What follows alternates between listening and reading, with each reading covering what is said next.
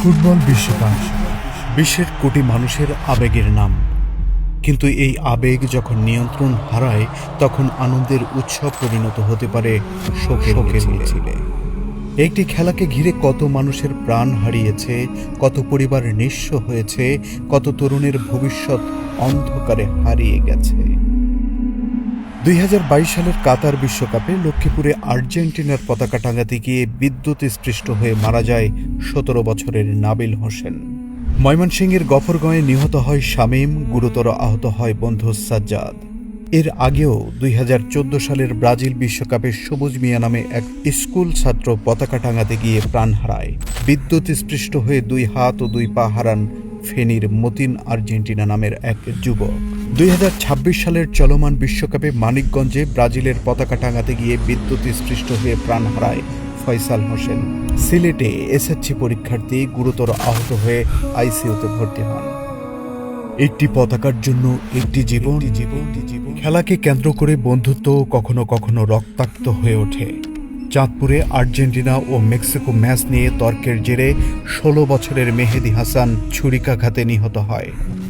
2026 সালের বিশ্বকাপেও হবিগঞ্জে সমর্থকদের সংঘর্ষে আহত হন কয়েক ডজন মানুষ। বিশ্বকাপ শুধু আনন্দই আনে না, অতিরিক্ত আবেগ কখনো প্রাণঘাতীও হয়ে ওঠে। সিলেটের জয়ব্রত ভট্টাচার্য 2022 সালে আর্জেন্টিনার জয়ের উল্লাস করতে গিয়ে হৃদরোগে আক্রান্ত হয়ে মারা যান। জুয়া ও আর্থিক ধ্বংস। খেলাকে কেন্দ্র করে আরেকটি বড় বিপদ, অনলাইন জুয়া, আর্থিক ধ্বংস। স্ত্রীর দ্বারা এনজিও থেকে 50,000 টাকার ঋণ নিয়ে আর্জেন্টিনার এক ভক্ত সেজেছেন নিজে, সাজিয়েছেন ভ্যান রিক্সা, সেই সাথে কিনেছেন 16টি বড় বড় আর্জেন্টিনার পতাকা। এটা তো সামান্য বিষয়। বাংলাদেশে ক্রিকেট ও ফুটবল ম্যাচ ঘিরে বহু মানুষ লাখ লাখ টাকা হারিয়ে নিঃস্ব হয়েছেন। বিশ্বের বড় বড় জুয়ার বোর্ডগুলো হাতিয়ে নিচ্ছে এসব অর্থ। আর এই অবস্থা শুধু বাংলাদেশে নয়, বিশ্বের উন্নত দেশগুলোতেও এর ভয়াবহতা বিরাজ করছে। গবেষণা কি বলছে?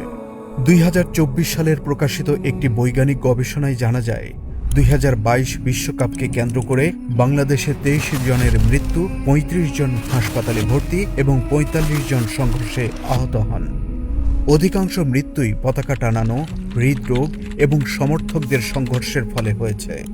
বিশ্বব্যাপী গবেষণাতেও ফুটবল উন্মাদনার সময় হার্ট অ্যাটাক, সহিংসতা, বিষণ্ণতা এবং আত্মহত্যার ঝুঁকি বাড়ার কথা উল্লেখ করা হয়েছে।